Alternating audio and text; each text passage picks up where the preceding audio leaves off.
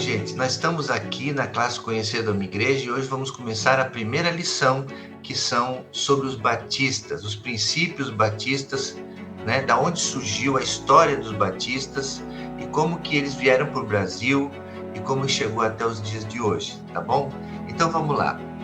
Os batistas se denominam uma denominação evangélica, tá? Algumas são chamadas protestantes, mas nós não nos consideramos protestantes. Nós nos denominamos evangélicos, porque nós seguimos piamente o evangelho, a história de Jesus e a proclamamos com todo o nosso coração. Então, nós rejeitamos o batismo infantil, é por isso que a pessoa que se converte, ela tem que passar pela experiência do batismo, que é o batismo pela fé por imersão, tá?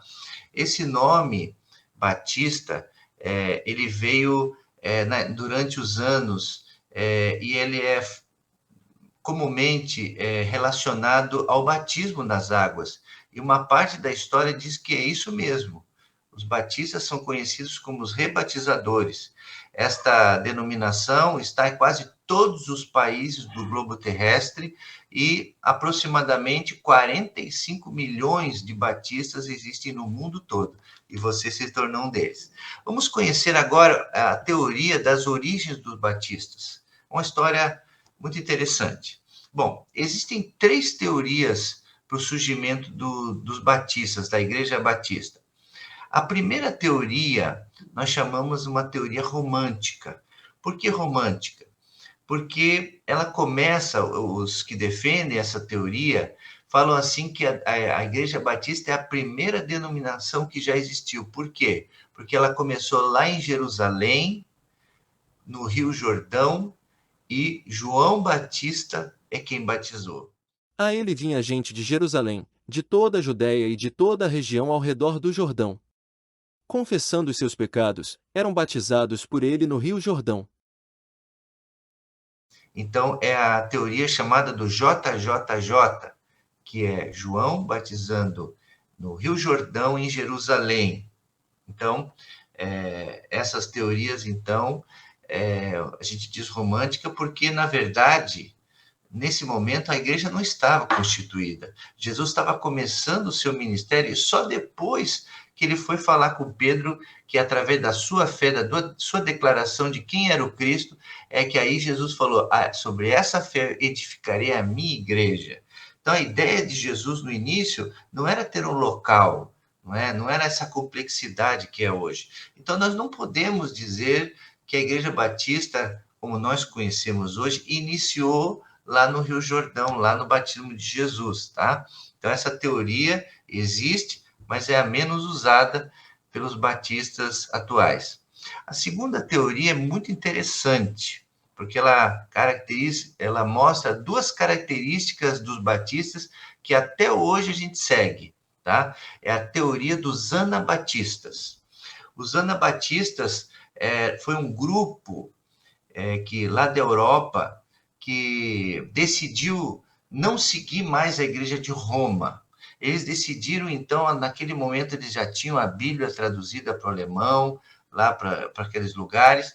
Então, eles decidiram falar assim: nós vamos viver a Bíblia, nós vamos seguir exatamente o que diz o Evangelho. Então, eles se separaram das grandes cidades e foram viver em vilas, em aldeias mais isoladas. Eles se separaram, então, eram pessoas exclusivistas, eram pessoas que eles não queriam se misturar com as coisas da cidade, com as paixões, com os pecados. Eles queriam viver uma genuína vida espiritual, tá? Isso na Holanda, entre os menonitas do século XVI. Isso começou a acontecer e eles eram chamados anabatistas. Por que eles eram chamados anabatistas? Porque eles começaram, então, a dizer assim: nós não queremos o batismo infantil, nós não aceitamos isso, achamos que quem aceita Jesus Cristo pela fé tem que ter uma consciência do pecado, uma consciência da salvação, e as crianças não têm essa consciência. Então, nós só vamos batizar depois que a pessoa se converter. Então, aí eles foram para os rios e faziam, então, o batismo nos rios. Então, por isso esse nome. anabatista, que quer dizer rebatizadores. Durante os anos, então, as pessoas que passavam pelas estradas perto dos rios olhavam lá um grupo de pessoas lá batizando. E aí, quem são essas pessoas? Ah, são os anabatistas, os rebatizadores. Então, era como se fosse uma chacota. As pessoas não ligavam para eles, achavam que eles eram esquisitos, isolados, viviam em outro mundo. Então, eles queriam ter uma vida de piedade. Então, eles também eram conhecidos como os pietistas, pessoas que queriam buscar o espiritual e não abriam mão disso. E com o tempo, foi caindo o prefixo Ana e ficando só Batista. Então, por isso, essa segunda teoria, diz que então eles viraram Batista, foi caindo Ana na frente, né, o prefixo, e foi ficando só Batista, tá? E essa é a segunda teoria, tá? A última teoria da origem dos batistas é a de um grupo separatista inglês do século XVII. Então, essa teoria é a mais reconhecida hoje para a gente dizer que a Igreja Batista, como uma instituição organizada, começou de fato, tá? Nós vamos já ver por quê. A igreja nasceu quando um grupo de refugiados ingleses foram para a Holanda em busca da liberdade religiosa em 1608. Eram dois os líderes que fizeram isso, John Smith e Thomas Wells. Então, esses dois nomes são muito importantes para a história dos batistas. Um era advogado, e em Amsterdã, em 1609, então, eles começaram a escrever as primeiras doutrinas, que podemos dizer as doutrinas batistas. E desde já eu quero dizer para vocês que entraram para a Igreja Batista, que a Igreja Batista não tem doutrina batista. A gente não fala assim. Por quê? Porque as doutrinas batistas são as doutrinas bíblicas. Os batistas se caracterizam das outras denominações porque eles só aceitam a centralidade da Bíblia. Se a Bíblia diz, nós fazemos. Se a Bíblia não fala nada, então a gente dá muito valor à Bíblia. Então isso vem lá de trás, né? Então, John Smith discordava da política que existia na igreja, da doutrina da igreja anglicana, porque a igreja anglicana também não quis seguir o catolicismo, né? Eles queriam seguir mais a escritura, mas eles ainda faziam algumas coisas como batismo infantil, como missas, etc. E John Smith falou, nós não queremos isso, nós temos que batizar por imersão. Então, essa palavrinha, tanto os anabatistas quanto os separatistas ingleses ficaram firmes na questão do batismo, né? Do mergulhar. Então, esses fundadores da Igreja Batista, podemos assim dizer, começaram, então, e muita gente começou, então, a agregar, a seguir a eles na Holanda. Depois, Thomas Wells organizou uma Igreja Batista em Spitalfields, tá? Aos arredores de Londres, em 1612. Então, passou da Holanda e depois abriu outra igreja lá na Inglaterra, em Londres.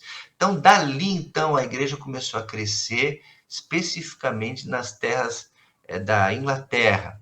E vocês sabem que com a migração dos ingleses para os Estados Unidos, para a América, foi levado, então, por Roger Williams, que é um outro nome importante na história dos batistas.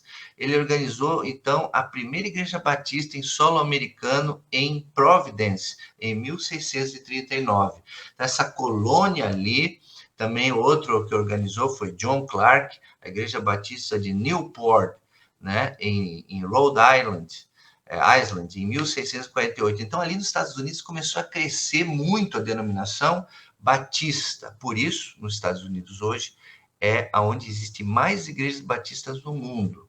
Tá? E vocês sabem que, através dos Estados Unidos, missionários enviaram, os Estados Unidos enviou missionários para todo o mundo, inclusive para o Brasil.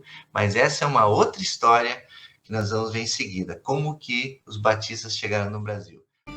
Há 150 anos, chegavam os primeiros cristãos batistas em solo brasileiro. Desembarcou na pequena Santa Bárbara do Oeste, no interior de São Paulo, um pequeno grupo de norte-americanos, tão simples, adorando a Deus ainda em sua língua materna. mas já sonhando com a pátria ganha para Cristo. Quanta coisa aconteceu desde então! Do sonho, naquela primeira capela, surgiram igrejas, colégios, seminários, agências missionárias, grandes campanhas evangelísticas e incontáveis projetos sociais e organizações.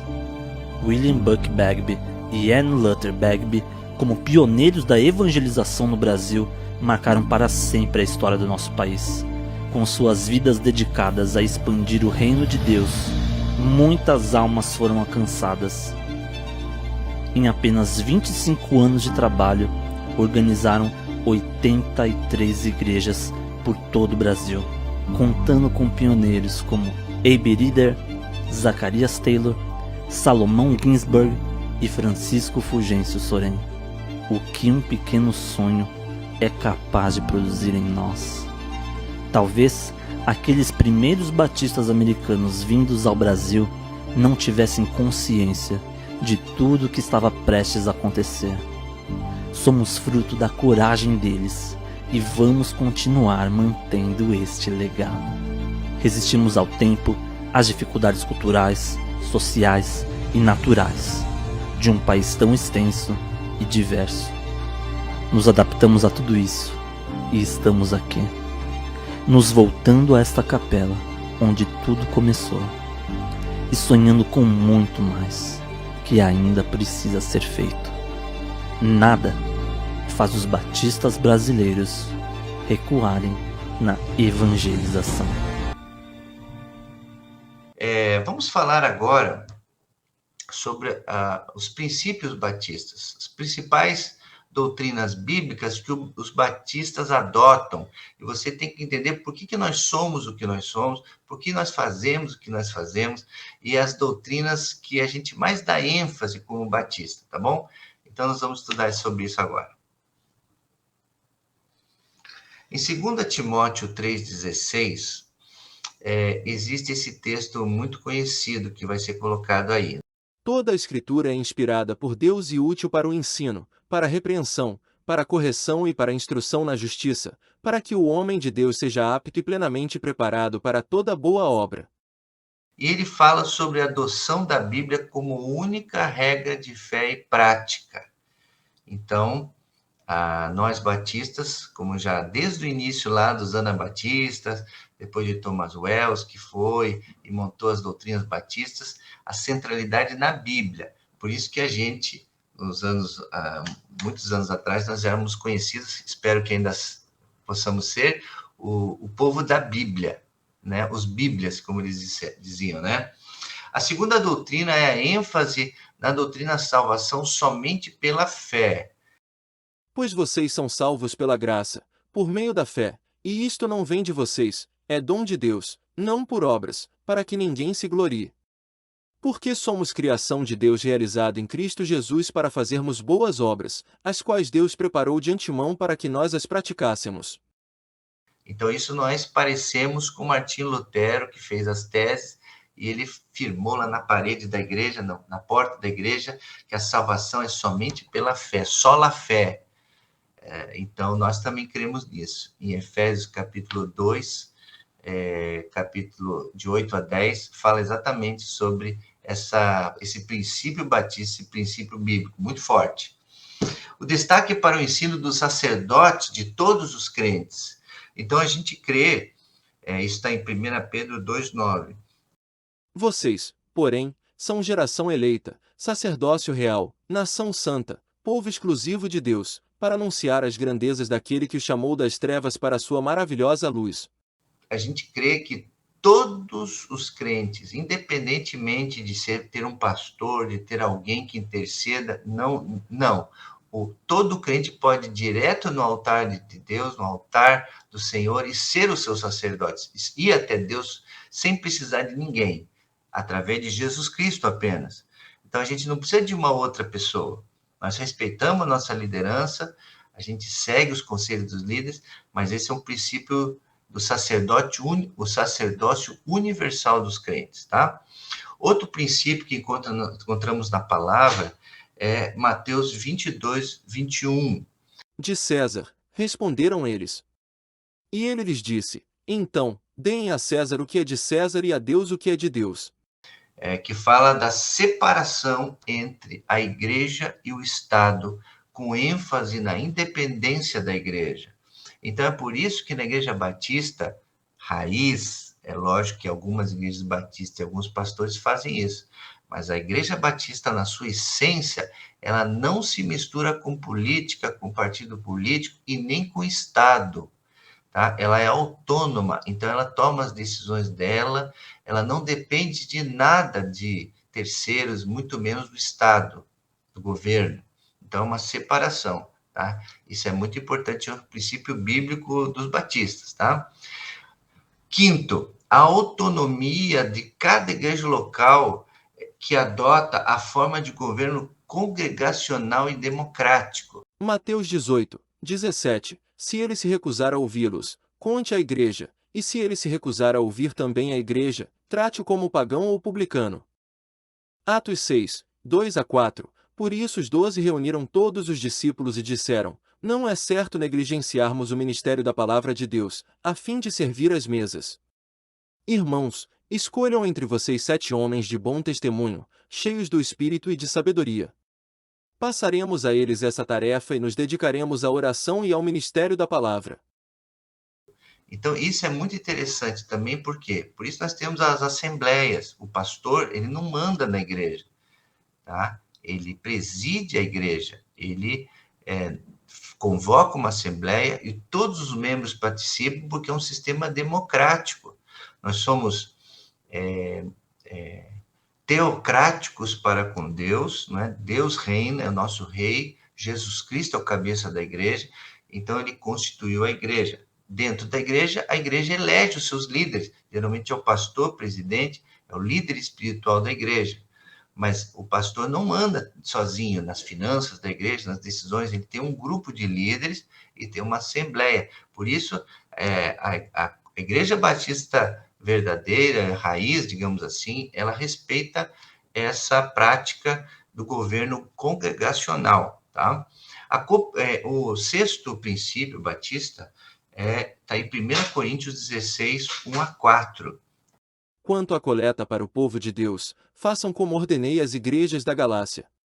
No primeiro dia da semana, cada um de vocês separe uma quantia, de acordo com a sua renda, reservando-a para que não seja preciso fazer coletas quando eu chegar. Então, quando eu chegar, entregarei cartas de recomendação aos homens que vocês aprovarem e os mandarei para Jerusalém com a oferta de vocês. Se me parecer conveniente ir também, eles me acompanharão.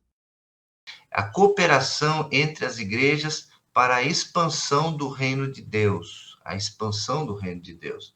Então, nós temos outras igrejas batistas em outros bairros.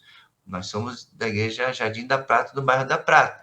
Existe a igreja de Rancho Novo, existe a igreja em Heliópolis, existe a igreja em Nova Iguaçu. Então, são da convenção e a gente coopera umas com as outras, tá? Nós temos as convenções que a gente coopera, às vezes financeiramente, estando presente nas reuniões. Então, uma irmandade de cooperação. Mas eles não mandam na gente, a gente não manda neles, porque cada igreja local batista é autônoma, tá? Então, isso é muito importante você saber. O sétimo princípio é a prática do batismo por imersão, ministrado somente pelos crentes. Então, só pode batizar quem é crente, quem se converteu. E quem batiza geralmente é o pastor, autorizado pela igreja, tá? Isto está em Atos 8, 36 e 39. Prosseguindo pela estrada, chegaram a um lugar onde havia água. O eunuco disse: Olhe, aqui há água. Que me impede de ser batizado? Disse Filipe: Você pode, se crê de todo o coração. O eunuco respondeu: Creio que Jesus Cristo é o Filho de Deus. Assim, deu ordem para parar a carruagem. Então Filipe e o eunuco desceram à água, e Filipe o batizou.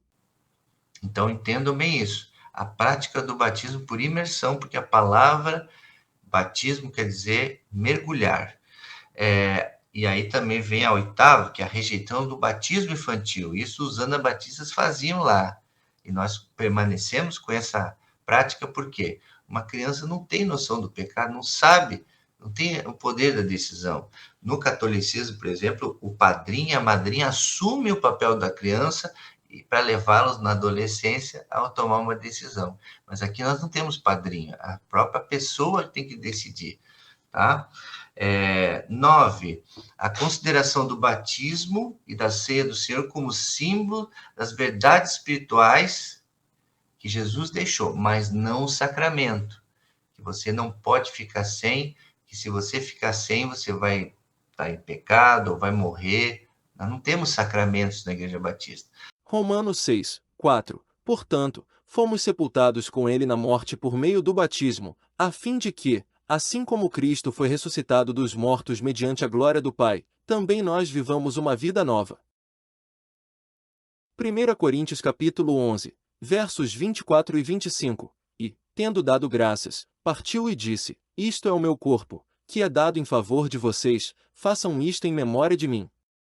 Da mesma forma, depois da ceia ele tomou o cálice e disse: Este cálice é a nova aliança no meu sangue, façam isto, sempre que o beberem, em memória de mim. Nós temos símbolos de verdades espirituais, como o batismo, novo nascimento em Cristo e a ceia do Senhor, que Jesus pediu para a gente fazer, para relembrarmos o sacrifício dele na cruz do Calvário. Então, nós encaramos isso como uma verdade, um símbolo, mas não um sacramento, tá?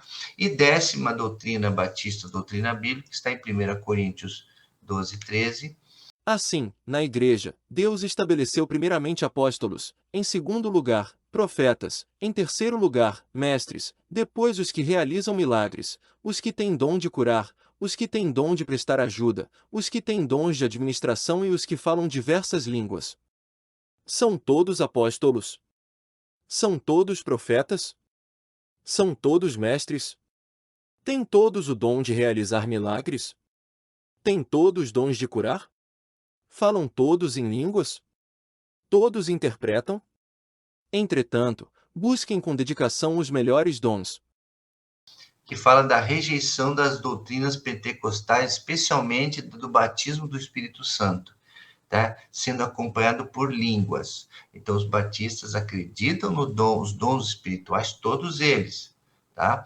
Mas é que tem denominações cristãs que dizem que o dom das línguas ele é obrigatório para dizer se uma pessoa é crente, é convertida e a outra não é. Então, nós não cremos nessa doutrina, nós acreditamos que todos que aceitam Jesus Cristo pela fé são salvos.